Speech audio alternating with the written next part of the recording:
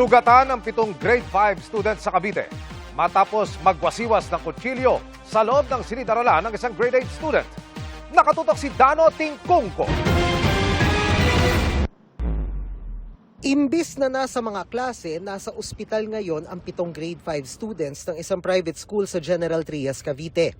Tinamaan sila ng iwinasiwas na kutsilyo ng isang grade 8 student kanina. Sa classroom po ng grade 8, pinasok po niya yung classroom po ng mga grade 5. Nasa meeting daw po yung mga teachers during that time. Bigla na lang daw po yung appearance po ng grade 8 and then yun na nga po, may mga nahagip po siya ng kitchen knife po yung dala-dala po niya. Isinantabi agad ng pulisya at ng City Hall ang anggulong bullying o away sa pagitan ng nanaksak at mga biktima.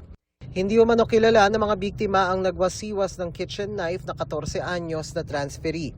Wala po. Talagang at peace po yung situation po nung morning na yon. Sa pagkakausap ko po, maiksing pa naman pagkakausap ko doon sa aspect, ay dala po niya yung parang mula sa bahay po nila, may dala siya parang kitchen knife. No? Kaya naipasok niya sa bag, nakabalot po ito eh.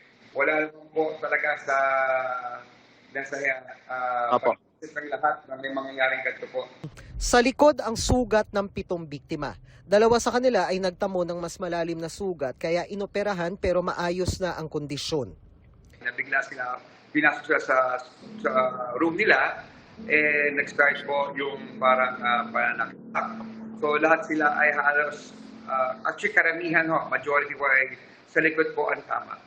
Sinagot na ng City Hall ang pagpapagamot sa mga sugatan bukod pa sa pagbibigay ng psychosocial first aid sa mga biktima, suspect at mga nakasaksi sa insidente.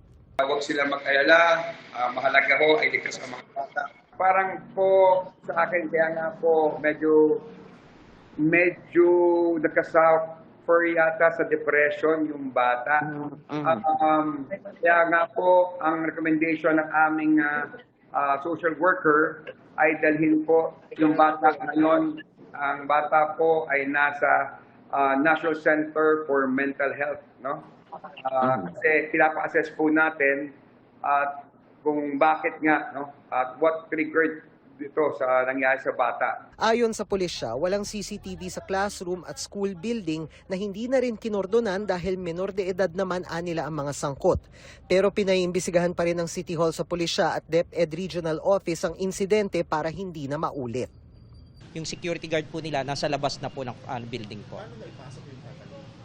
That's one thing po na tinitingnan po namin. Maybe there's something that we have to improve with regards to the security of that school. Legal instructions po ang lahat ng public schools na kung maaari ay mag-acquire na sila ng mga metal detectors, no? And mag-random check po tayo ng mga bags ng mga bata starting tomorrow. Wala pang pahayag ang pamunuan ng private school na nagpauwi ng mga estudyante ngayong araw. Dano Tingkungko, Nakatutok, 24 Oras.